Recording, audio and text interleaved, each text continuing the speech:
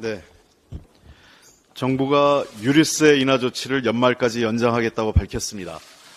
중동 정세 악화 등으로 유가 상승 부담이 국민에게 전가되지 않도록 하기 위한 불가피한 조치라고 생각합니다. 그러나 유류세 인하 조치 연장만으로는 서민과 청년 세대의 교통비 부담을 줄이기에 충분하지 않습니다. 유류세 인하가 휘발유 값을 낮추는 데 큰 도움이 되지 않고 정유사들의 이익만 늘린다는 비판도 제기되고 있습니다.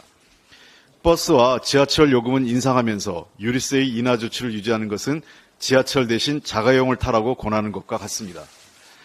독일은 러시아의 우크라이나 침공 당시 에너지값 폭등, 인플레이션 위기에 대응하는 9호 패키지 일환으로 9유로 티켓 정책을 펼쳤습니다. 전용 앱으로 9유로 티켓만 사면 독일 전역의 거의 모든 교통수단을 이용할 수 있는 정책이었습니다. 현재는 국민적 호응 속에 49유로 티켓을 시행하고 있습니다. 9유로 티켓은 정책 효과도 대성공이었습니다.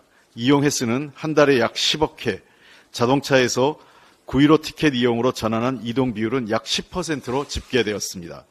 월 평균 60만 톤, 3개월간 180만 톤의 탄소가 저감되기도 했습니다. 서민 생활비 경감은 물론 기후 환경까지 개선하는 이중의 정책 효과가 나타난 것입니다. 서울시가 6만 원대 기후동행 카드 시행을 발표했습니다.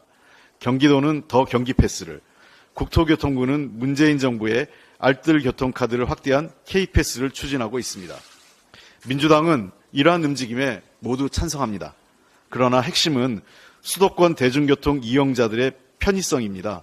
서울 시민만 된다는 것은 서울로 출근하는 경기도민, 인천 시민에게는 사실상 도움이 되지 않습니다. 그로 인해 정책의 실효성도 떨어집니다. 정책의 기준은 언제나 국민이어야 합니다. 수도권에 사는 시민들이 차별 없이 대중교통을 이용하도록 중앙정부인 국토교통부와 서울시, 경기도, 인천시가 함께 수도권 대중교통비 부담 완화를 위한 실질적 지원 방안을 논의하고 실천해야 합니다. 민주당은 이러한 협의의 장이 마련되고 성과를 내도록 적극 지원하겠습니다. 소속한 정당이 다르더라도 국민은 하나입니다. 민주당은 국민의 삶을 지키는데 언제나 최선을 다하겠습니다.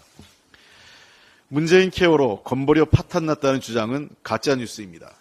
우리 당 강선우 의원에 의하면 건강보험심사평가원이 초음파와 뇌 MRI 진료에서 기준을 위반해 지출한 보험금이 있는지 전수조사한 결과 99%가 문제가 없는 것으로 나타났습니다. 기관의 자료 역시 MRI 급여 확대 후 허혈성 뇌졸중 조기 발견 비율은 기존 17.2%에서 28.4%로 11.2%나 상승했습니다. 우리나라 건강보험은 세계가 부러워하는 제도입니다. 그럼에도 주요 국가들에 비해 보장성은 낮습니다. 그나마 문재인 케어로 중증, 고액 진료비 보장률을 선진국 수준인 82.1%로 끌어올린 것입니다. 건강보험공단 이사장은 기관이 제출한 자료마저 부정하며 문재인 케어 흠집 내기로 일관했습니다. 여당도 마치 국감 가이드라인이라도 받은 것처럼 이전 정부 탓에 올인했습니다. 모든 정책의 기준은 국민이고 원칙은 민생입니다. 중증질환은 가계경제에 심각한 타격입니다. 국민에게 책임을 떠넘기는 정부의 의료보건정책, 보육, 교육, 주거정책은 전면 재조정돼야 합니다. 정부 여당은 문재인 케어에 대한 공격을 멈추고 효과적인 정책을 계승 발전시켜 국민 건강 지키기에 더 힘써야 할 것입니다. 안보는 정쟁의 대상이 될 수 없습니다. 윤석열 정부의 9.19 남북 군사합의 파기 시도는 즉각 중단돼야 합니다. 이스라엘 모사드의 하마스 공격 예측 실패는 9.19 군사합의 파기의 근거가 될 수 없습니다. 오히려 9.19 남북 군사합의와 같은 무력 충돌을 예방하기 위한 노력이 더 확대되어야 한다는 것을 보여주는 사실입니다. 정부는 9.19 합의가 파기되면 군사분계선 인근의 우발적 무력 충돌 위험이 높아질 뿐만 아니라 북한이 한반도의 긴장을 높이는 추가적 도발과 무력 시위 명분으로 삼을 수 있다는 점을 간과해서는 안 됩니다. 그렇게 되면 우리 경제의 발목을 잡고 있던 코리아 리스크도 커져서 위기의 우리 경제는 더 큰 재앙에 빠질 수도 있습니다. 외교안보를 국내 정치에 이용하는 것은 나쁜 정치입니다.